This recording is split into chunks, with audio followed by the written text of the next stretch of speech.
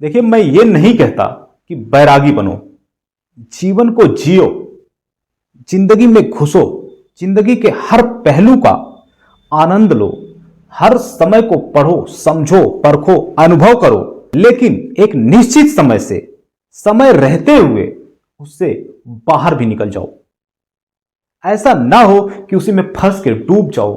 देखिए, अगर आप अपने उद्देश्य से वंचित रह गए तो आप अपने फल से भी वंचित रह जाएंगे।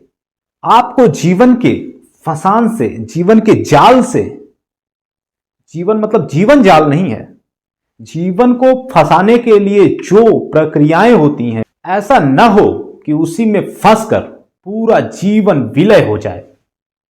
देखिए, जीवन से इस तरह बाहर निकलो, उस फसान से, उस जाल से इस तरह बाहर निकलो जैसे हनुमान जी निकले थे। जब हनुमान जी उस सोने की लंका से पूरा आनंद उठाकर अशोक वाटिका के मीठे मीठे स्वादिष्ट फल खाकर बाहर निकले थे, तो लंका को उन्होंने जला दिया था, जिससे कि उस दलदल में दोबारा मोह के बंधन में न फंसे। इस प्रकार जीवन से निकलो, जीवन का आनंद भरपूर उठाओ, इसके बाद उससे एक समय के अंदर ही बाहर निकल जाओ, जिससे कि आप अपने उद्देश्य पे लग सको। जब हनुमान जी लंका गए थे तो उनका उद्देश्य क्या था? उनका उद्देश्य क्या वहां पर मीठे मीठे फल खाना था? क्या उनका उद्देश्य वहां उजाड़ बाटिका करना था? ये सब उनकी लीलाएं थी, ये सब वो लीला रच रहे थे अपनी। और उनका मेन उद्देश्य था सीता माता का पता लगाना। पहले तो वो जब लंका में पहुंचे तो उन्होंने सोने की लंका देखी, जी भर के दीदार किया लंका का, बड़े खुश हुए सोने की लंका देखकर, इसमें हमारी माता सीता जी भी हैं। और वो जब सीता जी के पास पहुंचे, वहां रामचंद्र जी का संदेश भी सुना, उसके बाद अशोक वाटिका में भी पहुंचे और वहां के मीठे मीठे फल भी खाए, उजाड़ वाटिका भी की, तोड़े फोड़े भी। लेकिन समय से उस लंका से बाहर निकल गए, क्योंकि उनका उद्देश्य वो नहीं था लंका में रहना। वहां कोई भी दूसरा साधारण बंदर जाता तो उस अशोक वाटिका से बाहर निकलना मुश्किल था, वह फंस जाता उस दलदल में। इतने फल थे, इतनी बड़ी बागीचा थी कि वहां से बंदर क्या बाहर निकलता?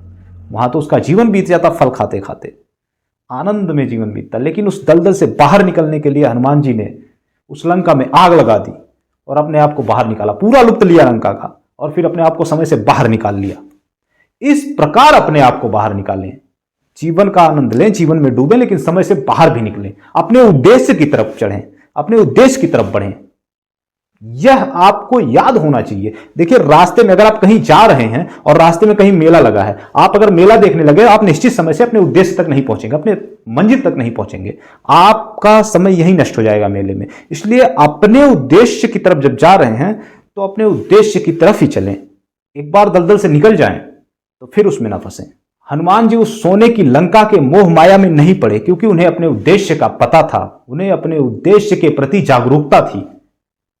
अच्छा, उनको देखो, उस लंका की माया भी उस सोने की बनी हुई थी ना। हनुमान जी तो सुमेरु पर्वत उठा के लाए थे, वो चाहते तो लंका का कुछ भाग अवश्य उठा कर ले, क्योंकि वह सोने की थी लंका, पूरी स्वर्ण जड़ित थी। क्या हनुमान जी के मन में लालच नहीं आया होगा कि लंका को उठाकर ले चलते हैं? ये तो पूरी सोने की लंका है, बड़ी सुंदर लंका है, बहुत कीमती है, उठाकर ले चलते हैं कुछ भाग लंका का, बहुत धन हो जाएगा अपने पास। लेकिन उन्हें यह माया नहीं आई, क्योंकि उन्हें उस मोह माया से बाहर निकलना था। देखिए, जीवन में छोटी छोटी जो आपकी उपलब्धियां होती है ना, छोटे छोटे जो लालच होती है ना, जो कोई किसी तरफ से देता है, कोई किसी तरफ से, ये लालच आपको फंसाने की कोशिश, ये मोह माया आपको जकड़ने की कोशिश करती है, आगे नहीं बढ़ने देना चाहती।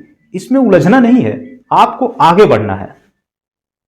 जिस प्रकार हनुमान जी लंका, सोने की लंका, सुंदर फलों से सजी अशोक वाटिका को छोड़कर बाहर निकले थे, इसी प्रकार हर मजे, हर लुत्फ को समय से एक उठाओ, उसके बाद बाहर निकल जाओ, अपने उद्देश्य की तरफ बढ़ जाओ। इसके बाद हनुमान जी अपने उद्देश्य की तरफ बढ़े थे लंका से निकलने के बाद।